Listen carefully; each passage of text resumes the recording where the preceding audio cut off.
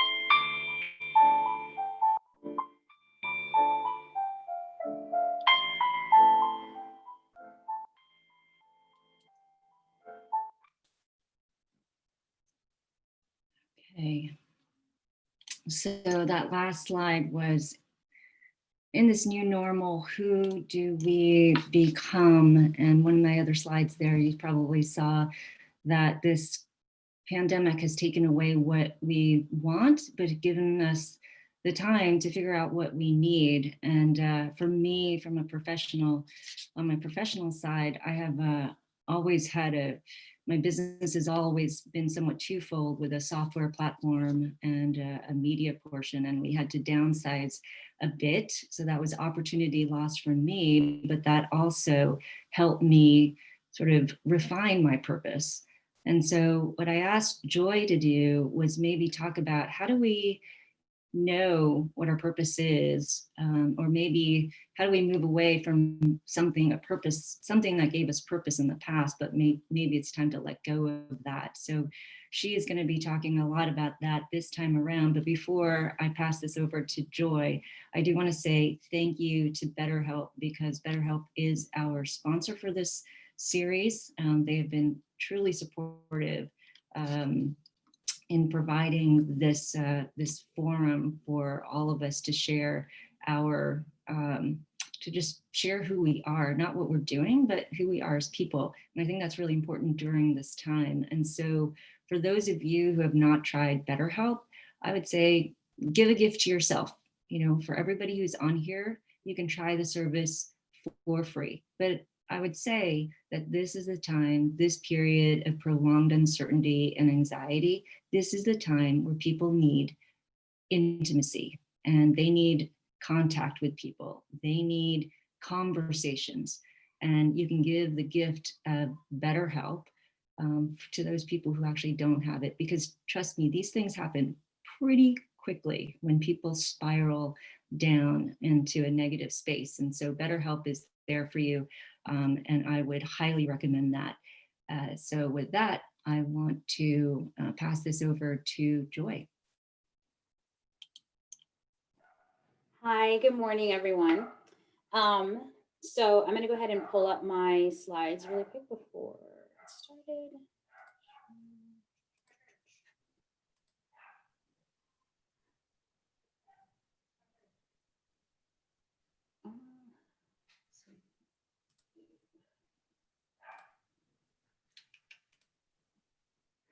Okay. So, first of all, I know there's a couple of people who were on last time, but for anyone who was not here before, I will introduce myself. So I am Joy Berkheimer. I'm a licensed marriage and family therapist. So I know it is morning for most of you. It is afternoon here. I am in Boca Raton. I work with couples, I work with individuals, and I'm one of like over 8,000 therapists with the BetterHelp platform. So I'm super excited to be able to come and talk to everybody or talk with you about purpose. So my practice is a lot around positive psychology and some mindfulness. And actually one of the theories that we work with, I'll be sharing with you today in connection with purpose and kind of becoming us, and what are the needs that we have to evolve into becoming who it is that we want to be. Okay, so how do I begin to prioritize opposing purposes? So Bambi and I kind of talked about this a little bit, and I know everyone here is someone who is an entrepreneur. You have careers or businesses. I know for me, like my business is my baby, right? Like these are things that are that we've created ourselves, that we've put a lot of energy into, and it oftentimes will align with our purpose. So what happens though when our world is changing and maybe the purpose that we had does have to shift, because maybe our business has to shift, the way that we show up has to shift.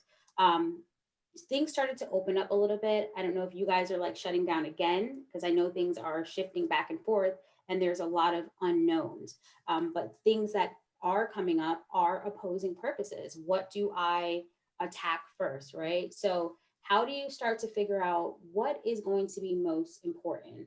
So I want to share a little bit about how to help you figure out which purpose should be your priority at this point in time. And it changes depending on where we are, but where we are now, you want to think about it that way. So the juggle is real. The juggle of what do I get to first? How do I manage this? How do I keep things going?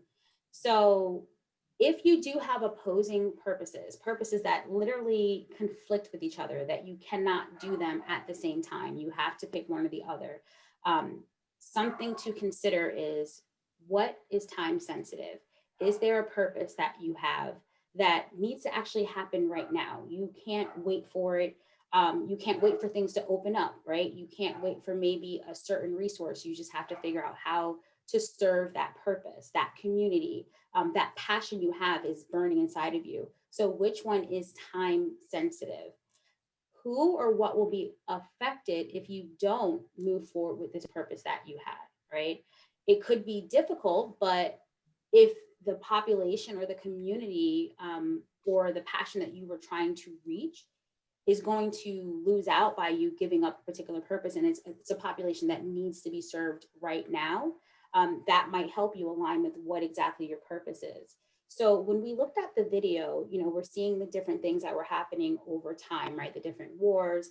And one of the things that stood out to me, because I didn't get to see the whole video last time and I really liked it, was like, people protesting, Black Lives Matter, obviously COVID, things shutting down, right? So if you were someone who was associated with a group of people who are being affected in our world immediately right now, people who have lost their jobs in COVID, right? And if you have businesses and you're looking to be able to employ people and things like that, who is going to be affected if you set your purpose aside? How many people are going to be affected? So that's something to consider, to prioritize. Will focusing on this one purpose, sorry, typo, actually help support another one in the future?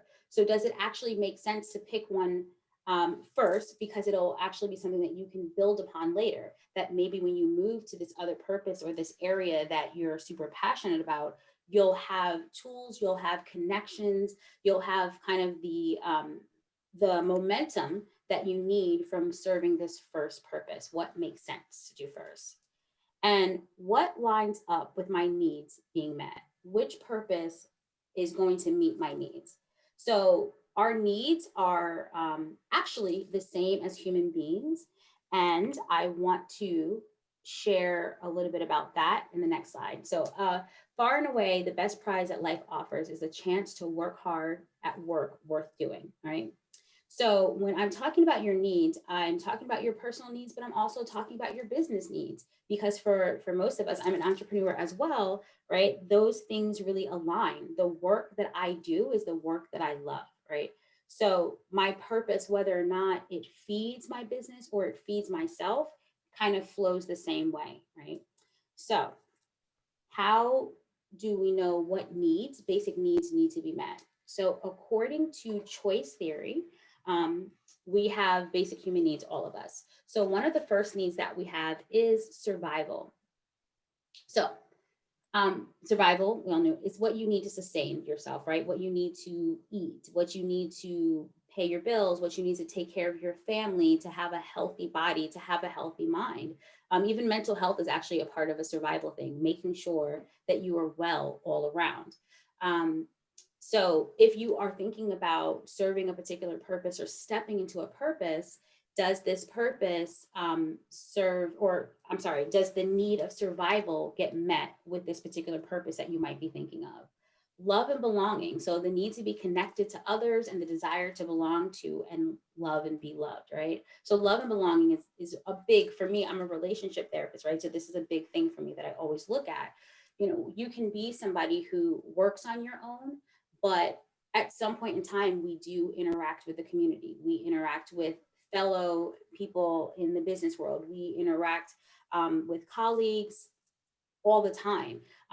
But this is really important for us to feel like we are a part of some tribe, that we are seen, that we're heard, that we're connected, right? So if you serve a particular purpose, would this particular need be getting met? Power, right? The need to be your best, to matter, to leave a legacy, to have an impact, and to be confident, right? So power is the third one. Do you feel like you are meeting that need with that purpose, that you feel strong, you feel seen, you feel like you're going to be able to leave something behind, that it's not something that's frivolous, but it's something that would last? Freedom, the ability to do what you want, when you want, without restrictions.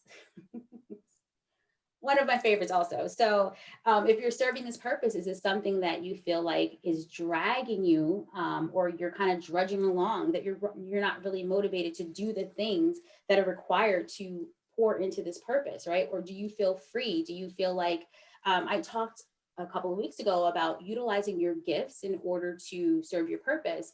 And usually when you do that, it does flow freely for you because it comes easily to you, right? So is this purpose you're trying to serve, is it something where you feel like I'm at my best self and I'm in the state of flow? I'm easily meeting these challenges. I'm enjoying it. And other people around me are also enjoying this freedom. And fun is the last one. Play, relaxation, meaningful, relevant, learning, describe how to meet this need. Okay, so when you're trying to serve a purpose, is it something that brings you joy? Is it maybe something that brings you laughter? Is it something that helps you kind of step away from all like the hustle and bustle, right? And it actually allows you to just be at peace. Are you at peace at what you're doing, at what you're seeing in the space that you're being in? So these are things that I think are very important for us to consider when we're thinking about which purpose is going to be at the top of the list, right? And you can continue to use these every time you have a list or every time you have opposing purposes. Which one should I go for at this point?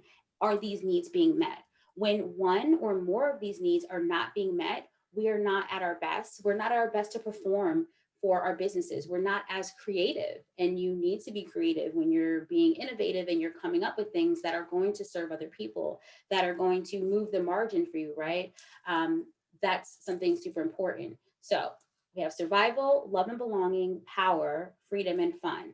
If you're serving a particular purpose, does this purpose help you meet these basic human needs? Okay, so Bambi, that's what I got. Great. Thanks. You could probably leave that up, Joy. You know, when looking at that, I think of Maslow's hierarchy of needs, because particularly in the very first one, it's all about security, right? That's your basic need, is this feeling of security. And then I guess the top one is sort of self-actualization. And I guess if you self-actualize, that's a lot of fun. So I want to open this up, but I want to bring in Don, because I always like to have Don kind of give a comment initially. Don? Thank you so much. Joy, thanks for sharing that. Bambi, I agree. It does remind me of Maslow's. Hierarchy of needs, yeah. Hierarchy, yeah, pyramid. Yeah. Thank you. Interesting, when we talk about purpose, that's always one of those, and how we're figuring it out during this time. I appreciate the fact that we're all unique people and we all change, have different purposes. And I think if we look back at our lives, each one of us, you know, when we're a student, we have a primary purpose, and it's, you know, to go through school. And we get married, the primary purpose is what? To, you know, take care of our spouse and our kids. And then for business people, a primary purpose is, you know, growing our business. And sometimes they overlap. And the challenge then is, how do you prioritize them? I think that's one of the things you alluded to. And I think as all these things change, there should be a constant in life. And I remember when I first became a Christian, I was 25 years old, and I was trying to become the next Tom Cruise in New York City. And I was holding in one hand a Bible, in the other hand, I was holding my script. And I'm like, okay, I got to be a Christian here, and I got to be this awesome actor over here. And are they so different? Or can they really fit together? And the truth of the matter is, every purpose can fit together if one of the purposes is Christ. Because whatever you put your hand to do, the Bible says, just be great at it. Do the things that you talked about. Have fun doing it. Have the freedom. All those things are really part of it. It doesn't have to be separate. And so many times I think we try to put them in separate little boxes. And I like the fact that the purposes can ebb and flow, but there should be a standard in how you prioritize them. And everyone has their way of doing it. For me, it's easy with the scriptures. Jesus says in one of his sermons, actually not to a sermon, to the Pharisees, who were the religious leaders at the time, he said that, you know, you set aside the commands of God to follow your own traditions. And so the things that we do, like a job or having a wife or husband, kids, careers, etc. Those are all great things. But when we mix up the priorities, it's kind of doesn't work out so well. So that's been my experience. And I think that what you shared, Joy, kind of fits right in line with that. So thanks. Mhm. I love what you said, Don, about everyone has their own way of doing it. And there is everything that I talked about today was definitely like a suggestion as to how to do it. But your faith being something that guides you in your purpose, I think is amazing because it's so strong, right? We have so many tenets, depending on our faith, to guide us in figuring out what should be first. And does this line up with my faith, or does it line up with somebody else's ideas? What's really important right now? Or is my faith kind of talking about the times, reflecting upon what we should be doing in certain times? And so therefore, which purpose makes that the most sense for that? So I like that a lot. Appreciate that. It makes me think of sort of, the duality of purposes, or this ability to sort of live in this world, but not be of this world, but also our government is like that, right? We live under the moral laws of God and the governing laws of man. And so, but they're equal for equal purposes. You could still be purposefully following God and purposely following the laws here. But thanks for that, Don. And I see a few new faces, so I always like to call on them first. So I want to call on Shruti, because she's the investor in the group. And I'd love to hear maybe some of your comments about what Joy's about Joy's slides. Maybe you want to share something that you've seen as an investor, or maybe even something on a personal level. Shruti, do you want to share some stories? Yeah, thanks for having me. I first of all like this breakdown of the 5 basic needs. Hadn't seen this before, but it makes sense. And I was actually thinking in this 2020 era, we're basically sacrificing a lot of this, right? Like the love and belonging can be with someone, for our family, with their holidays, survival, freedom of doing things, all sorts of things is being challenged in some ways or the other for everyone. And for me, I think, despite the macro world, the biggest life change that happened for me last year was I had a little baby, and I also run my own business, right? Like I run my own fund. And to me, it was, I think, to Joyce's comment around the priority, who needs you now, that kind of really stood out for me.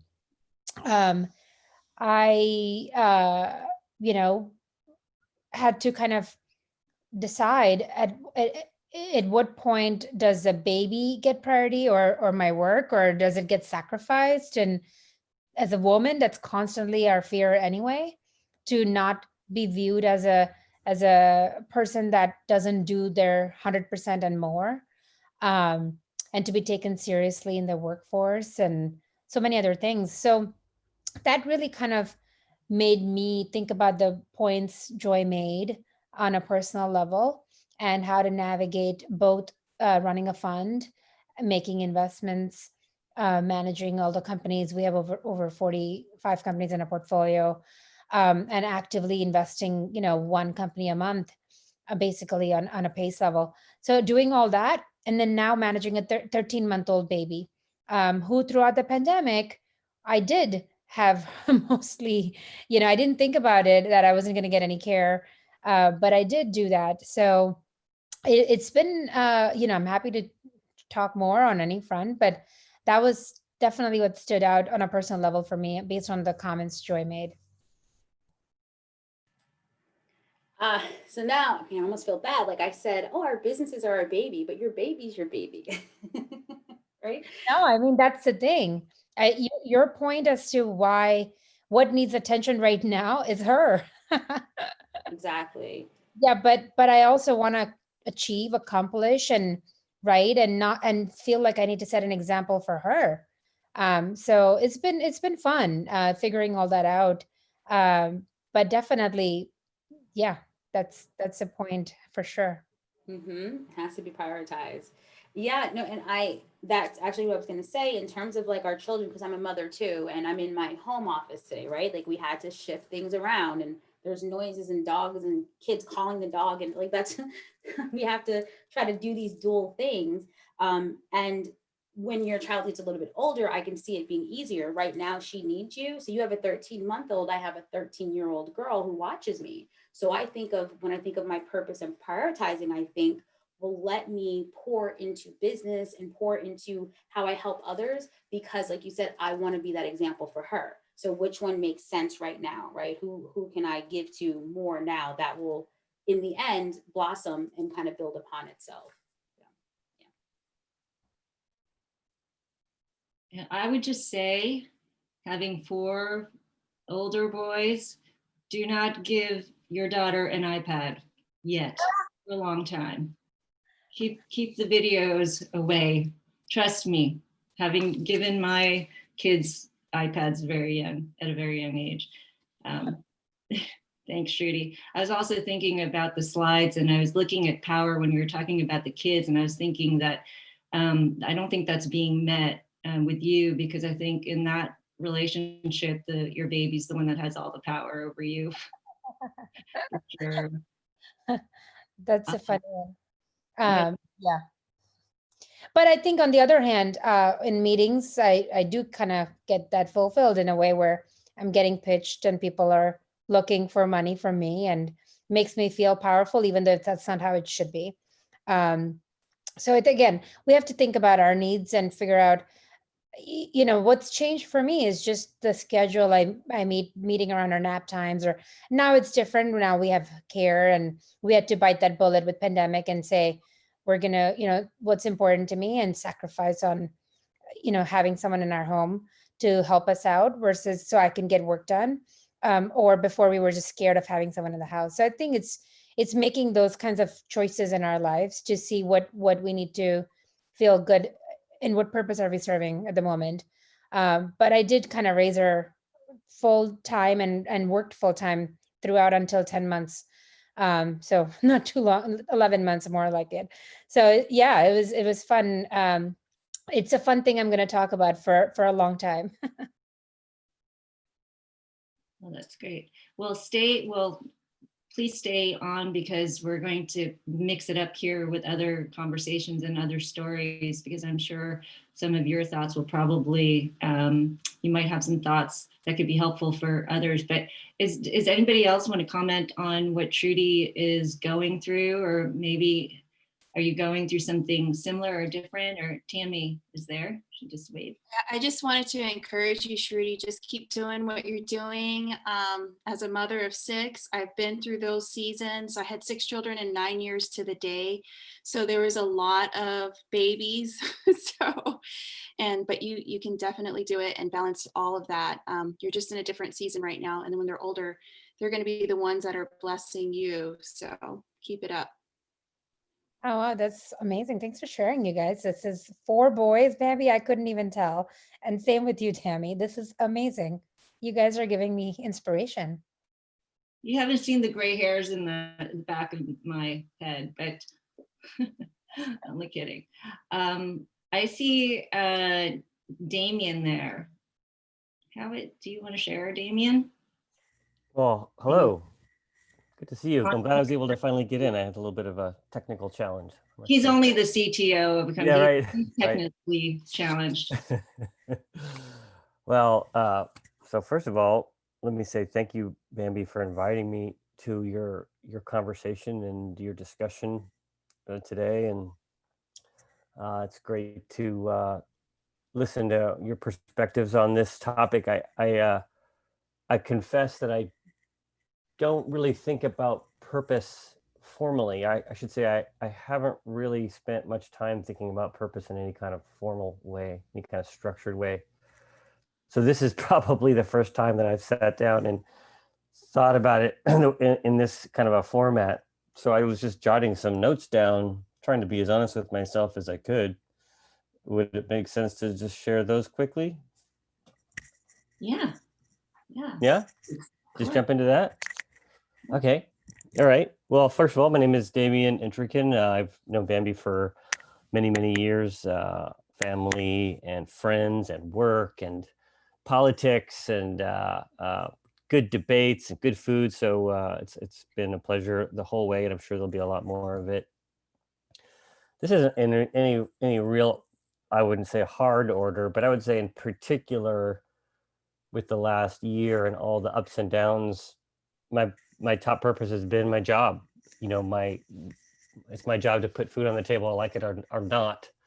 I feel the responsibility to make sure that that is happening and is going to keep happening, and that the bills are getting paid. And you know, I've started 4 companies, and 2 of them were slapped pretty hard in the face by changes in the market that you can't really control or foresee. So when the pandemic happened, it was really unclear what was going to happen. So there's a lot of, I guess, background anxiety about where this is going to go. You know, will it threaten that sort of core need?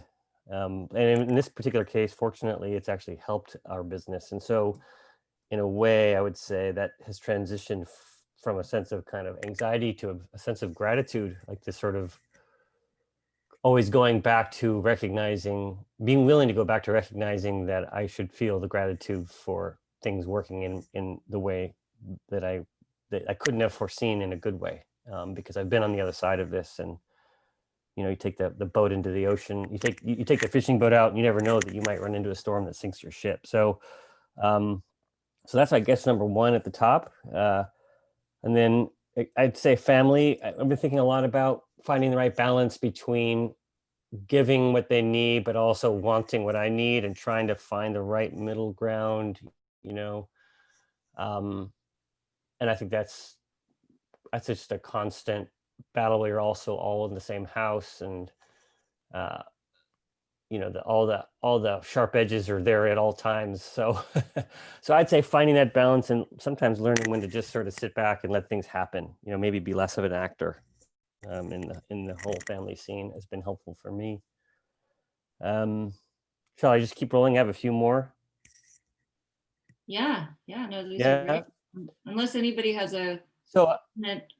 yeah, feel free to interrupt, but and just jump in. But I'd say my company. So I talked about my job, but I'm also a founder. So there's my needs in the company, but I need the company to be successful. We have 230 employees, and I want them to thrive and succeed. I want my customers to succeed. So there's that kind of driving purpose to you know, when you build something like this, when you build a company from scratch, it's hard for it not to become in your front view, you know, all day, every day. So obviously company success is constantly asking myself what needs to be better, what's broken that I can fix.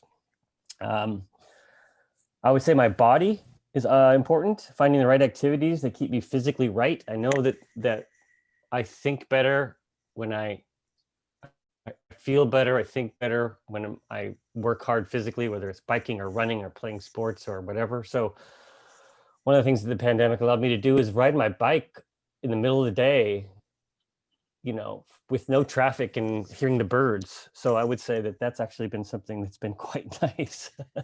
In fact, as the traffic has returned, I've kind of regretted that. So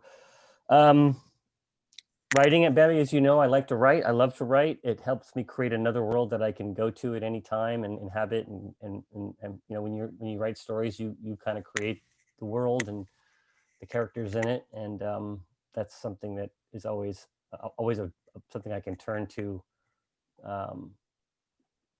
keep that creative sense alive. And in fact, I'm working on a long story right now, which is pretty fun. Mentoring others. I do like to work with first-time CEOs or first-time entrepreneurs, and I can't do very many at once, but you know, just having made a lot of mistakes myself, and you know, I like to talk with them and encourage them and help them avoid some of those mistakes. But I find encouragement often is important as anything. Maybe one last thing I'll say is my future. You know, where do I want to go next? If I don't think about it and have some sense about what it's going to be, then it'll just end up being whatever it is. There's some of that, of course, but I do like to spend time thinking about like, what does 2022 look like? What does 2023 look like? I don't obsess on it, but I do want to make sure certain doors may be available and open to me. So I think that's probably enough of me. And thanks for inviting me and listening to me ramble about my first thoughts on purpose. You don't have enough purpose in your life. Yeah, you hear, so I'll just show you, here's what I wrote down on my stickies. Here it is. It's not that much. So that was a lot of purpose. I got a lot. Let me see, actually I wrote it down. The ones I wrote them down when I saw family, body, business, writing, mentoring others, and basically visualizing, right? And it's so funny. I guess you can look at it the other way. Which purpose should I serve first? Maybe based off of what needs to be served first, right? So for family, I conceptualize love and belonging, right? For your body, freedom. Your business is survival. Writing, you actually said fun. Mentoring others, power. And visualizing, I didn't give that a need, but you can just, I guess you can look at that, like which of the 5 basic needs am I maybe not filling up right now? So which of these purposes can I tackle right now if I want to fill up that need, if that makes sense? Mm-hmm. Yeah, it does. Yeah, it does. I can see how there are categories that they could fit into in that framework that you outlined. But as I said, I think this is my first time thinking about purpose in a formal way, and I'm sure I'll think about it more in the coming days. So that's helpful. Can I share that I'm a fan of yours, Damien, and I don't know you from a can of paint? But when people are as driven as you are, it's inspiring because there are so many people who think they can't do a lot, and you can do a lot. One of the things you shared about, how much time you give to each priority. I had the pleasure about 20 years ago hearing a former ambassador to Clinton speak about his drive, and he shared a lot of things that you shared. And one of the things that I found and took and hold it dear to my heart today was, he said, I tried to become a millionaire by the time I was 25. By the time I was 30, I wanted $5 million net worth. And then he went up and up. And he said, by the time I was 40, I had my $40 million and I was so excited. And then I looked up and I didn't see my family because I didn't see them then. And I missed the entire process. And he says, if I could do one thing over, I would spend more time with my family. And I remember going to a conference once and sharing with another advisor that when your kids are young, that's when not like newborns, but when they're young adults, they really need that time. And when they get a little older, they're not going to want to be around the parents because we become old and stupid. And then you can kind of press That's a little me. bit on. I'm there too. You spend a little bit more time on those other purposes in life. But I think it's interesting that we all have the different levers to balance and hold back on, push on. But it was that his advice was, don't ever take your family for granted. And I think by doing that, it's also impacted our business in a way that our clients, when we tell them that we tell our employees to go home at 4 o'clock and be with your family, they say, you really do that? It's like, if you're here at 4 o'clock, you better have a really good reason. Like maybe your wife threw you out because you're not being the man you need to be at your house, right? So I appreciate your zeal for life and how you attack it. And I hope to hear from you again sometime. Oh, thank you. Yeah, well, I don't claim to be winning at all these things, but I do. This is how I try and spend my time. And I think one of you said that, and I think that's a good way to think about it. How I'm spending my time reflects my purpose, I guess. Do you think that requires us to be more intentional about creating boundaries? You're asking me? Question to everybody. When we have so many different needs and purposes.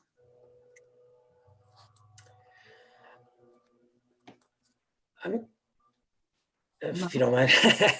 Yeah, I think we're supposed to have different purposes, but just, listening to Damien, I just want to correct some things because a lot of people have the misconception with what purpose is.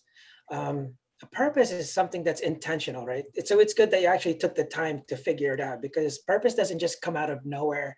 It's not something that people discover. It's actually something intentional that happens. It's kind of like a mission statement for startups. Mission-driven companies are always better. Why? Because it's because what purpose does, it's your why, right? It's because it's an infinite type of mindset. It's not a goal. A goal is measurable, finite, and it ends. Purpose is something that keeps on going. And so these are kind of the reason why you have purpose. Another reason is because your future version, your future tense is actually a little more important than your present or past. When you have that future mindset, it's actually what helps you develop your startup. Like, you don't do a startup hoping that it fails. Like, oh, this is going to suck. And this is going to, so it's the same thing with your personal purpose. You don't tell yourself like, oh man, I'm not going to make it and this, but when you have a sense of purpose, it's something that infinitely keeps on going. So the biggest advantage of having a purpose, and you guys were talking about the Maslow's hierarchy of needs, and I'll get into that, is that when you have a sense of purpose, it doesn't matter whether you're going towards pleasure or pain. That's why Elon Musk almost lost all of his money. He had a sense of purpose. It didn't matter if he was going to go through shit. So when you think of purpose, it's not what makes you happy. It's not. It's not because you're automatically going to go towards pleasure and you're going to go away from pain. That's not what purpose is. A purpose is something you want to achieve. And so what is a purpose? First of all, when you write your purpose down, Damien, it has to be a verb. It is not a noun. It's not my job. It's not I'm going to be the best parent. That is not a purpose. A purpose is a verb. It's actually something that benefits others, not you. A purpose for yourself. I want to be the richest person, is not a purpose whatsoever. I want to be the best investor, not a purpose at all. But a purpose is more like, I want to inspire and mentor as many entrepreneurs as possible to help them succeed. Now we're talking. That is a purpose. That is something that will never end. That is something that will keep on going. And so purpose doesn't really shift. Perspectives do. Perspectives are supposed to be in line with your purpose. So it's actually what you want to do with your purpose. It has to be consistent. That's why Facebook, right? Their mission or their purpose is to connect people around the world. So that keeps on going, whether it's social media, messenger, virtual reality, augmented reality, whatever it is, the purpose remains the same infinitely. It doesn't stop and like, oh, wait, there's COVID, now what? And that's why people get hurt when they don't have a purpose, because they think COVID, oh man, now I can't be who I want to be. Like, the purpose shouldn't actually shift at all. It should remain the same. But because of COVID, because you have a sense of purpose, you're able to be malleable in the way you think about things. And so self-actualization is actually like a state of deep learning and transformation, right? But it's impossible to learn if it's impossible to fail. So when you think of purpose and you're only trying to do the happy things, well, you're not going to reach that self-actualization, because purpose drives you to do things that you never thought would be possible or you'd even want to do. So just wanted to put that out there. So now that Ricardo said that as a verb, Damien, what is your purpose as a verb? Well, I just want to be honest with myself and I try not to delude myself as much as I possibly can.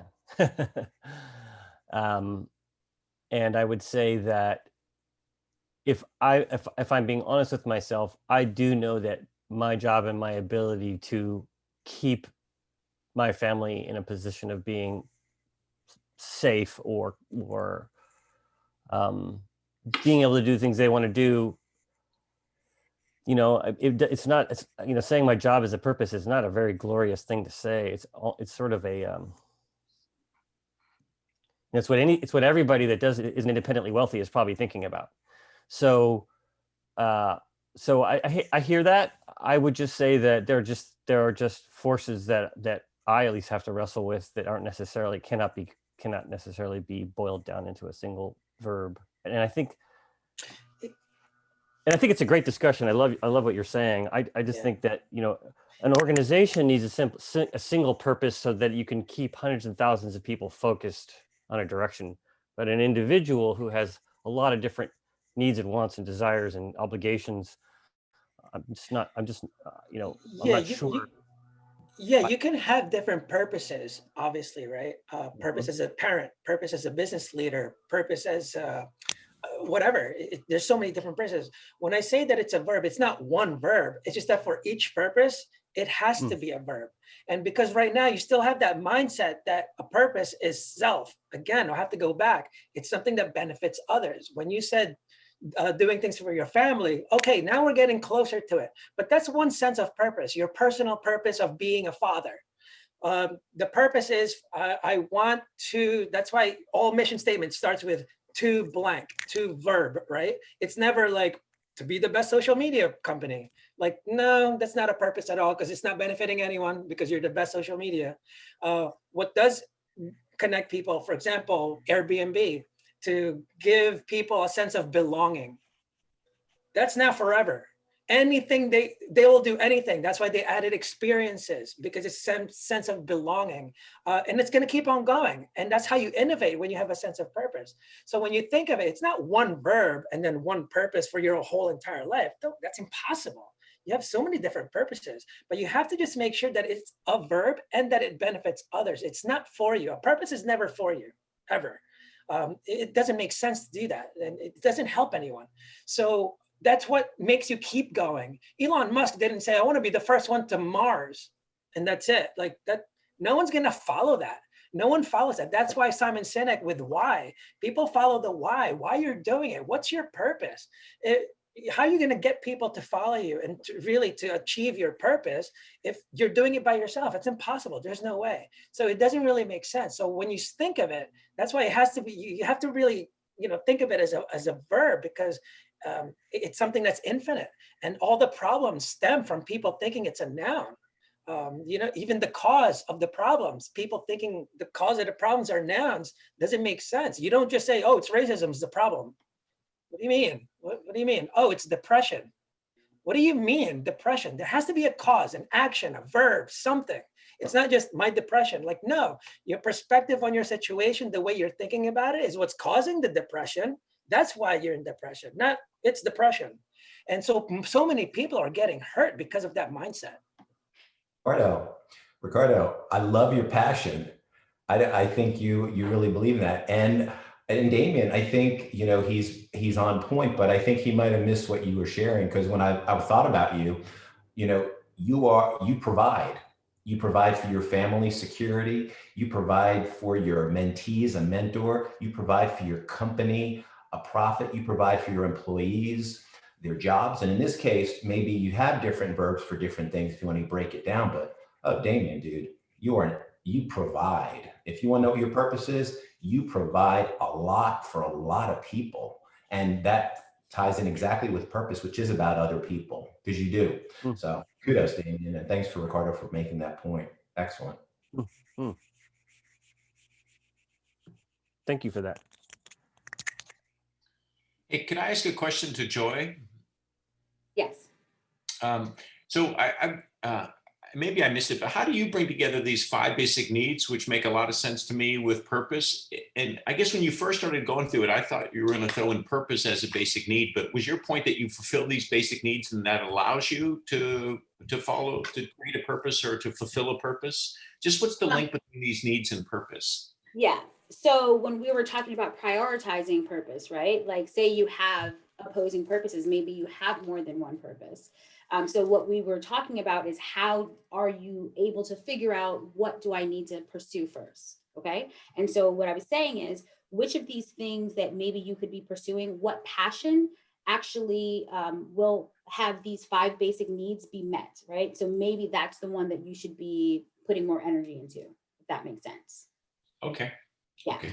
Thanks. But when I said it for Damien, it was actually the opposite, which I thought was interesting. I was saying, like, the different priorities he has, actually, if there was a particular basic need that he felt wasn't being met somehow, which would you want to prioritize first based off of the need that you're trying to fill? Okay. Okay. Mm-hmm.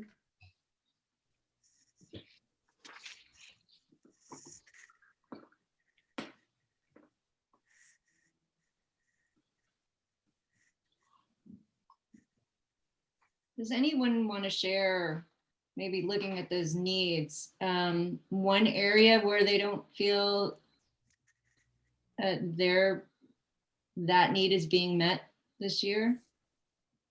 Because we're just focused on other people's needs and we're not focused on our own. I mean, this can happen a ton with parents or even a provider, like Damien. I definitely ascribe to the idea that, and as they say on the airplane, that in the event of the emergency, you have to put the mask on yourself first so that you can help others. Yes. That's sort of that Survival. the recurring theme, which is inward before outward. So take care of yourself before you want to go out and change the world.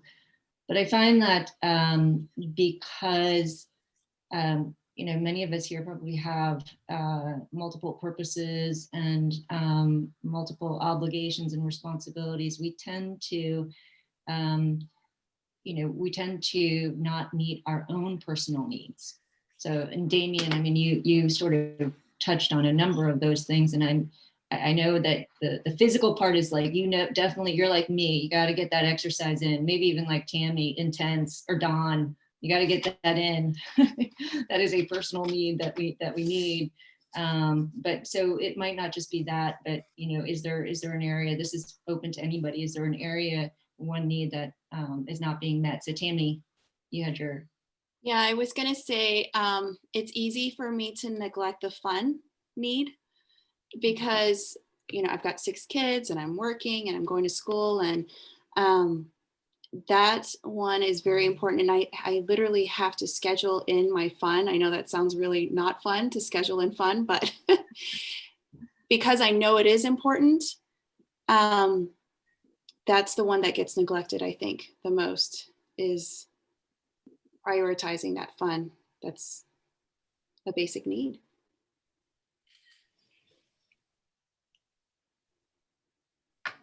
Fun in a pandemic. What's that look like? I mean, it exists, right? But do you guys, whoever has been having fun, how have you been having fun? Because it is important. It's always important. And all of our needs are not always going to be met at the same level. So we kind of look for where we may be faltering and we try to do a little bit more.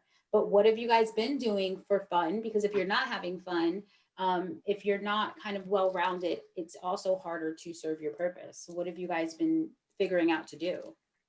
So Joy, I'll just tell you, like today, I realized that I just needed to get out of the house. And so I took my kids on a bike ride, and Damien, you had mentioned that as well. So we picked up a lot of biking, and I live in Las Vegas. So the weather's really nice right now. Thank goodness, lots of blue skies and sunshine. And it was just nice to be out in nature and trees and grass. And there's a park near us that has like a waterfall and geese and ducks and all that fun stuff. So to me, that was really fun. And then afterwards, we always go to like a grocery store and pick out some treats. So just taking the time to do that was very important. And we also do like a weekly family game night that I prioritize and make time for, because again, just reconnecting in a fun way. That's, I know it sounds cheesy, but just scheduling it in, that's what we've been doing.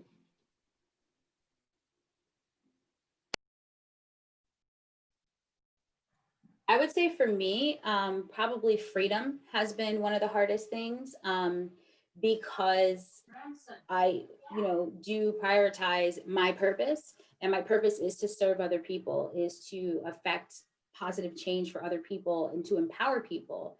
And especially because of us being in COVID and being in a pandemic, a lot more people are pulling upon us as therapists, right? So practically all of us are full. We may be virtual now, but we are way busier than before, and it may seem like a blessing, and it is, and it's a blessing for both parties, right? For us as entrepreneurs, and for the clients who do come to us who need us. But at the same time, because we are so passionate about that purpose, that freedom is hard to come by. I kind of Bambi can probably attest to this. She'll try to contact me to have like a meeting or a chat, and I'm like, okay, I have like 10 minutes between 3:30 and 3:40, 3:40, if you can get in there, it's hard when you are pouring yourself into what's really important to you, and what it, like you said, purpose is something that affects other people. And so we take that very seriously when we're trying to serve others, and we can lack in making sure that our needs like that are being met. Something I found that's not on the 5 basic needs. I know we have physical, we have emotional, mental, and spiritual needs that all need to be met. And I think that's something that we need to just be mindful of too, especially during this pandemic, because when we're being forced to be put in isolation, those needs, those physical, emotional, mental, spiritual needs can be neglected too. And I think that might fall into the survival category. I'm not sure.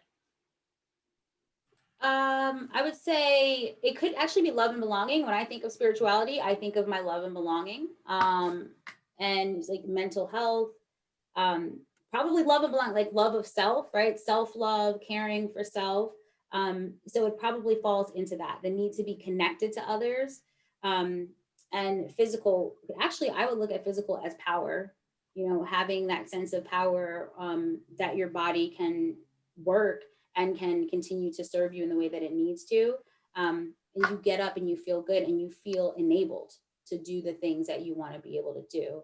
So they do fall within there. But yes, we can, if you kind of broke them out into like specific things, even like Maslow's hierarchy has that, like it'll say the different areas, but it'll say specifically what that actually looks like. So what you're talking about is in there. But I do think that spirituality should be something that is more so highlighted even on its own. And when we look at a lot of theories, they don't talk a lot about spirituality. It's kind of more so like a new age thing for us to openly talk about spirituality. Like when people come to my practice and sit in the chair and we start talking about that, they're like, oh my God, can we talk about that here? I'm like, we can, because you need it, right? How do you get through anything like this without faith, without believing in something, without having some sort of tenets that carry you along? So I think that's super important, that we need to make sure that we are meeting our spiritual needs. Absolutely, Tana. Joy, I found that a lot, especially during this pandemic. So I'm a nurse and I work at a couple of different places, but one of them is a recovery room. I take care of patients right after surgery, and they're very vulnerable. They just had surgery, they're in pain, they're, whatever they're going through. And because of the COVID, their families are not allowed to be in the hospital with them. So they're alone. And I find that just offering to pray with them has brought a lot of comfort. And even if they don't have any kind of spiritual background whatsoever, just saying, hey, can I pray for you? I can see that you're going through a lot and you feel alone. And I would say out of the 20 years of being a nurse, I've only had one patient say no. So that's a pretty good success rate there. And they're just very receptive to that. And like I said, it doesn't matter what their background is. People are very receptive to the spiritual aspect. And I can see how that's such a huge basic human need.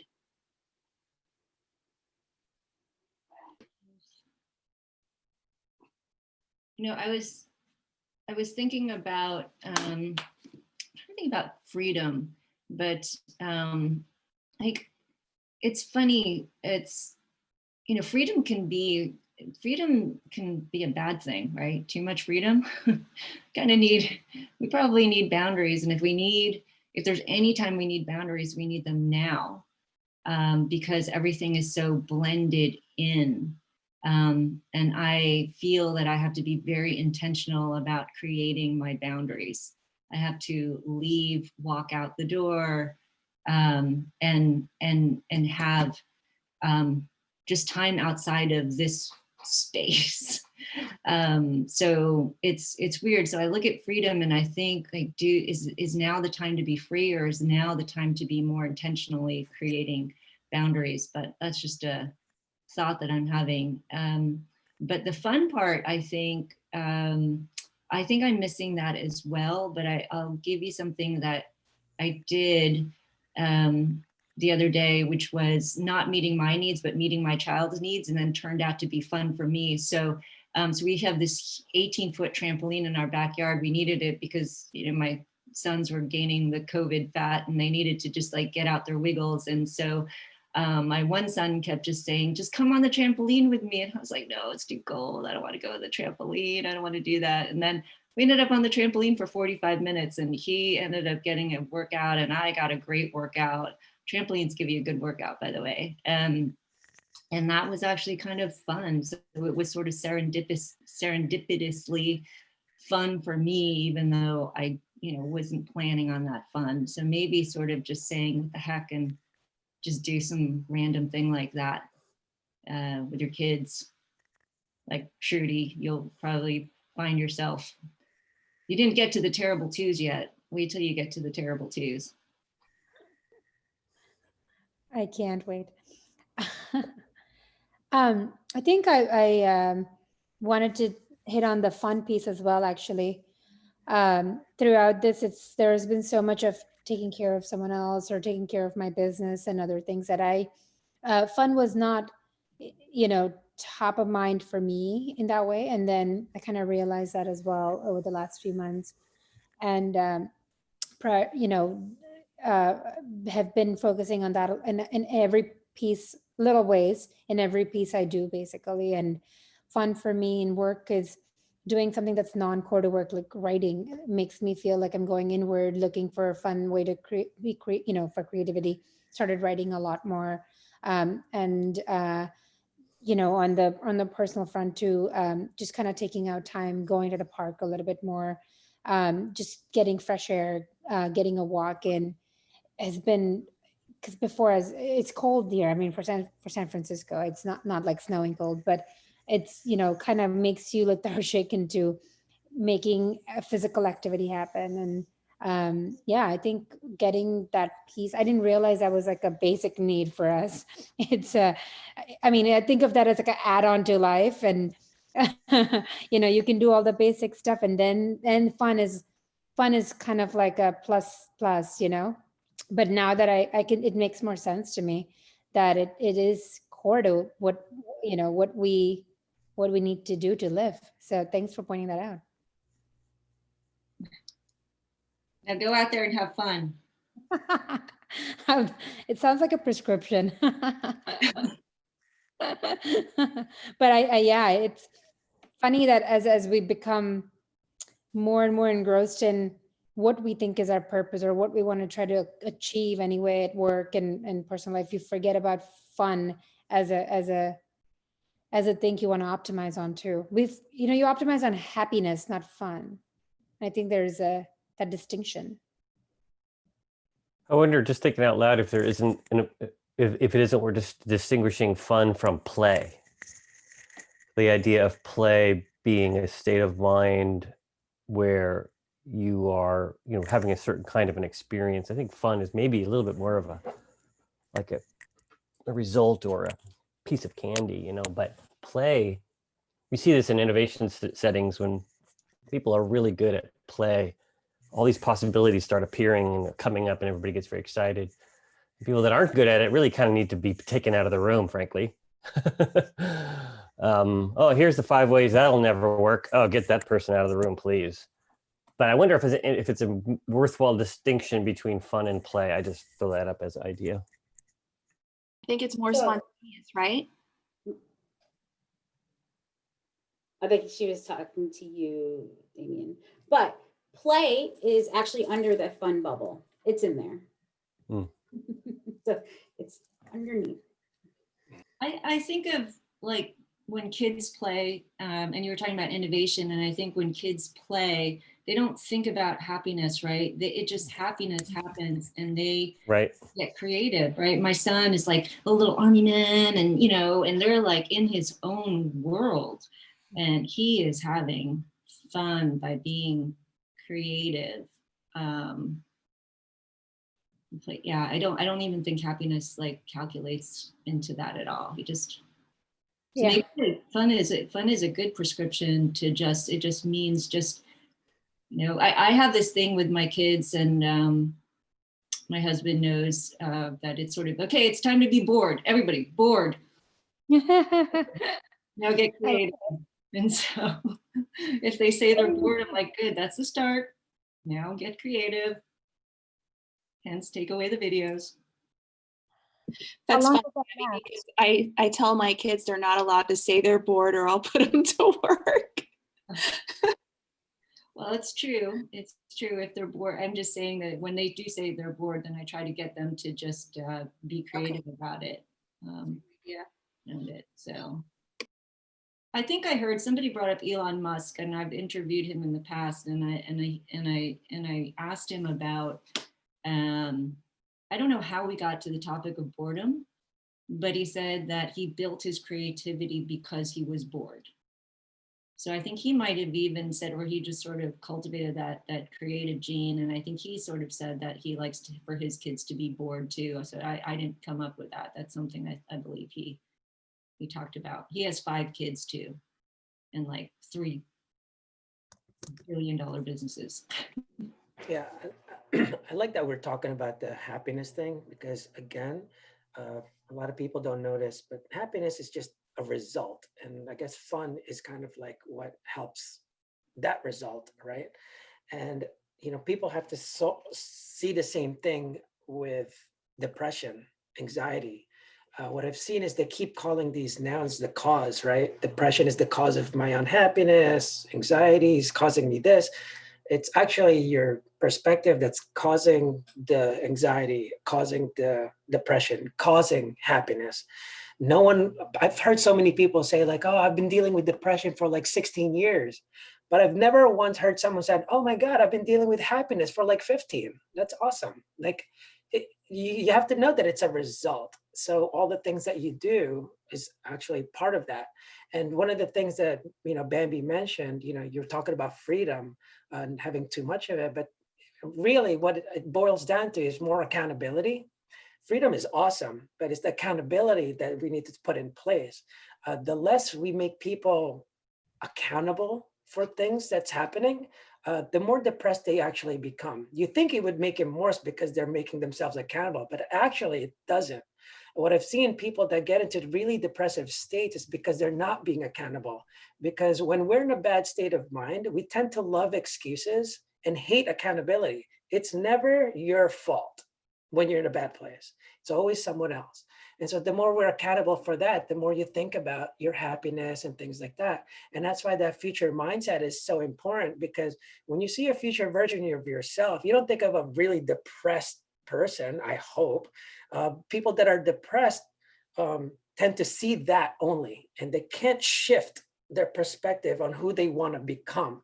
For example, after you have a breakup with someone, you can't see yourself with someone else. It's so difficult because you've had this ingrained blueprint of your life. I'm supposed to have a white picket fence and a dog with this girl, and now it's not happening. And it's so hard to shift. And once you can see the shift, once it goes the other way and you see you have a different perspective, that's when you have a better a life, because it's not about what you see from your past or your present. It's what you can actually see in your future. And the way we always feel better is when we give or get some kind of progress. Those are the 2 ways we always feel better. When we have those 2 things, things kind of just happen. So I did use the 5 basic needs. I thought it was an interesting combination when we were talking about kind of prioritizing purpose, because we all have these, but I do want to let you know that these are all a prescription. These are literally, Glasser, who came up with this theory. The prescription is for a higher life satisfaction and for happiness. So you're right, you're all right. These all are things that in combination create more happiness for you.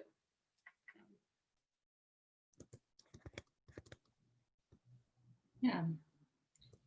No one's talked about power.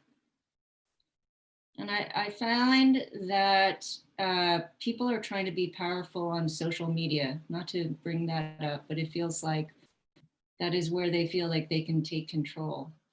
So then to take back control, people are getting off social media. So they found they're more powerful by getting off social media.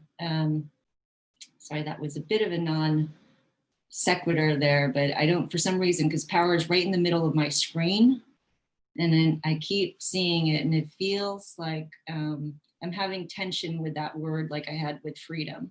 Because again, with freedom, I feel like it's good to have boundaries and maybe not so much freedom, and I get that, Ricardo. It's we need to be accountable, and we live in a free country, which is great. And so we have to be accountable. And that's why we have all these checks and balances to also keep us accountable. But I'm just looking at the word power, and I'm thinking about how it feels like we're sort of living in a world, particularly when I get on social media, it just feels like people are just trying to find power there. I don't know, maybe that's just me. Does anybody get that sense when they're on social media? What I've seen, the ones that you do see like that are the ones that don't typically have power, because the ones that actually do, they don't need to do that. That's good. Good. I agree, Ricardo. I think if you have, a sense of just personal security, you're not going to be seeking it out on social media to gain, that approval or this need to leave some kind of legacy or impact, because you have that confidence within yourself. I don't know if anyone else has any thoughts. I think I think power is such a nebulous word. When we talk about power, you refer to it as social media, but I think the question I would say, if you on the social media front, is so you've got people like, everybody talks about Donald Trump and his tweets, and does he have power? Yeah, he does, but he's also he's got power for the president because he's a president, right? But in terms of his humility, I mean, he doesn't, I don't think he's ever read that word before, right? I'm not here to pick on Trump, by the way. I'm just using him as an example. And then, I follow sports on my Twitter account, and you got these sports people, we call them beer muscles in real life, right? You have a couple of beers and you're ready to go kick the world's butt. And on social media, it's like, everybody's got beer muscles. Like, I could say whatever you want, and I don't care what you think you're going to do, because you can't find me anyway. I don't even have my real name on here, right? Or even if I did, what are you going to do about it? You can't punch me through the screen. And so I don't know. I think, to me, it's like, well, where do we get our power from? And I always want to go to the source. And when I think of the really powerful people, one of my favorite scenes in all the movies, I'll take this from you, Bambi, you're cute. You always talk about movies. But Indiana Jones, I'm dating myself, but there was a scene where he's on the bridge and he meets up with this other dude, and this dude has all these knives and he's flicking them, he's doing this and he's doing this, and he's ready to, I'm gonna throw these knives at you. And Indiana Jones is like looking at him like, takes out his gun, done, right? He knew he had the power. He was just so confident. He knew where it came from. And I think for us, when we think about power, let's think about, where do we really get our power from? Is it because I can lift 300 pounds? Or is it because I have more money in my account than you? Is it because I have the presidency? I think power is, we have to define that before we answer the following question. It's just my thought. Yeah. Power is not necessarily this, we go to social media because that's the world that we're in right now, and it's not necessarily affecting change or leaving this legacy or impact for a large group of people. That could be, you're leaving a legacy for your family. You're breaking maybe a family legacy that was not good, that you were all destitute or uneducated or whatever, and you make a shift. Say you go and you get your PhD, whatever, you go do something different, and then you make sure that your children and your children's children kind of step in those footsteps. Like, you kind of created a path for everyone else. So when people are on social media, they're doing it for the power of influencing others to do whatever it is that they want them to do. But if we look at it on a smaller level, it's not necessarily a need for everyone to see me, right? I totally wouldn't use Trump in this thing. Like, that's not how I'm connecting power. But just the power to impact change. We need to know that I was able to contribute to this world, whether that was to just my child, maybe it was to my sibling, it was to my small community, or maybe it was a large group of people, but it's not necessarily the need, like, see me. It's, I want to feel empowered that I was at my best, that I didn't waste what I came with. I think empowerment is a different word than power. And I mean, I love the word empowerment. I think it's important to empower others and to feel empowered. It's like, it's like being encouraged, right? And I think all of us do have some sense of wanting to be our best and to leave a legacy, whether it's through our children or through our companies or through other people that we interact with. I like the word empowerment, though. I think Don mentioned humility, so I just thought about the power of humility, because I find that to be pretty powerful. Being humble, and so I just found this on Google when I typed in power and humility. For leaders, humility can provide a balance to the self-serving behaviors that often drive them to be successful. Humble and modest leaders are willing to admit their mistakes, put aside their ego, and empower others. And that makes them better and more successful moral leaders. So there's power in humility. There's a lot in there that we've all talked about, like Ricardo's talking about sharing, serving others. That is our purpose. And I think that you've also said that too, Joy, which is back to that quote, purpose is a gift to share with others. So I want to wrap this up now with everybody maybe having a comment about what we're sharing and how we're sharing with others and what you think is important to share. And I sort of mentioned this in the beginning, and you guys probably have heard this quite a bit too, but I think the power of forgiveness and gratefulness, those are the two things that you need to constantly share and constantly be giving to others. Forgiving yourself, forgiving others, being grateful for others, and also what you have. So those are my two things that I would say that I would feel I want to be purposeful doing and sharing. I'll go to you, Tammy. What would you like to share? Well, I think I shared this last time, but I think just personally, purpose is utilizing, because each and every one of us have talents and gifts that we've been given. And I think just being able to identify those talents and gifts and utilizing it to help others, to serve others, is one of my purposes. And also a friend, and I had put this up on Facebook, but a friend had told me that mercy is withholding what we deserve, and grace is giving what we haven't earned. And I think another purpose is to just to give grace to other people, especially during this time of such diversity and tension, is to be a little more intentional about giving grace.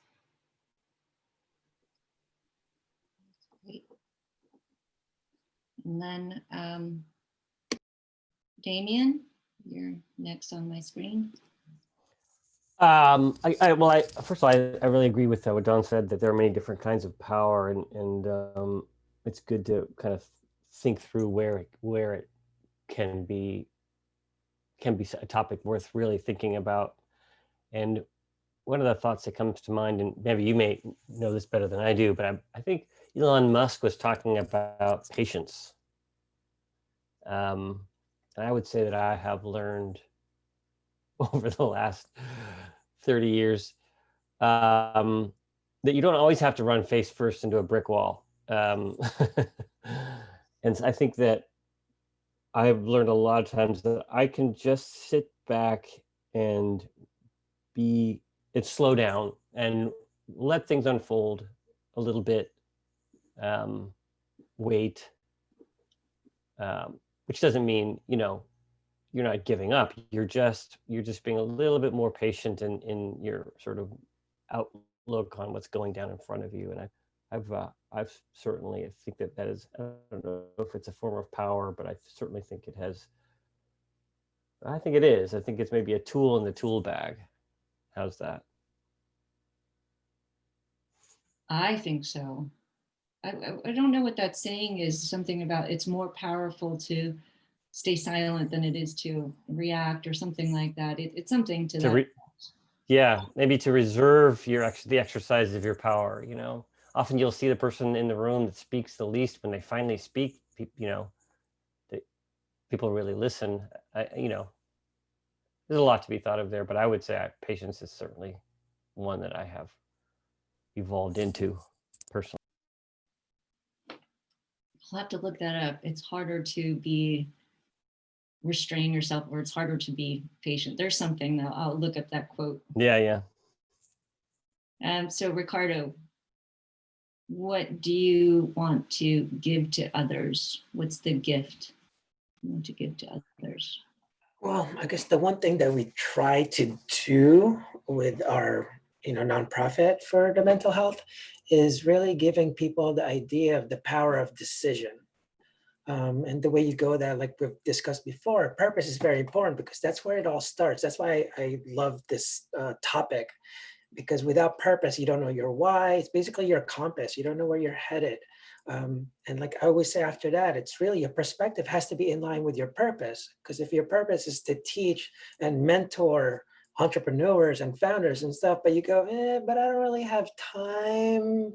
And that perspective is not matching that purpose at all. So you need to shift that. The way to shift that perspective is inspiration. You get inspired. That's the difference between inspiration and motivation. Motivation comes afterwards. So motivation is something that actually comes after the decision. Once you change your perspective, because that's the only way you're going to make the decision. Your decisions always follow your perspective. If your perspective is, I'm not going to make it, I'm not going to find anyone, well, all your decisions will follow that. If you think you're going to succeed in your business and this and that, well, your decisions will follow that also. So this is what people refer to as the secret. I don't know if you guys have seen that. When things automatically come to them, it's really the power of the decision that makes that happen. So, well, for example, when I tell people like, when you decide to break up with someone, in a bad relationship, I'm not saying break up tomorrow, but I'm telling you that once you decide you're going to break up, things happen automatically. It's kind of like when people say, oh, I don't really have time or money, but your best friend's getting married. Time and money shows up. How did that happen? And all you really did was make the decision to go. But how did you do that? You change your perspective first. Well, this is my best friend. I have to go. I really have to. I'm going. All of a sudden, you call out of work or you take off of your startup, and now there's your time. Well, how about the money part? Well, it's in a year from now. I'm going to save it. The things that you're trying to accomplish, and that's why the future mindset is very important. All the things that you're trying to accomplish, it's really the same process. You have to make the decision to do it. And what's funny is people think you have to solve the problems first and then make the decision. It's reversed. Once you make the decision, the solutions to the problems is how it comes to you. And so that's what we try to do for people, and letting them know, like, whether it's depression, anxiety, your startup, it's really the power of the decision that'll help you accomplish that. That's great. What about Shruti? Shruti? What is the gift that you like to give, that you want to share? Yeah, I think I like to empower people with my own life. I think people, I get joy out of someone saying something like, I look at you and I feel like this is possible for me. And that constantly makes me feel like my life is my message, and that drives me. And just so that I think is a gift in a way, because I think that there are a lot of things that stop people from doing whatever they feel like they wanted to do. And I think making me feel like, and I think that the thing I like about my sharing is it's not just one-on-one. It's anyone who can even hear about what my journey could be, or where I've come from, or anything, makes them feel empowered, and they don't have to talk to me about it. So that's actually the powerful thing I like about what I do. Great. And then Dawn, and then Joy's going to be the last one. So Dawn, what's yours?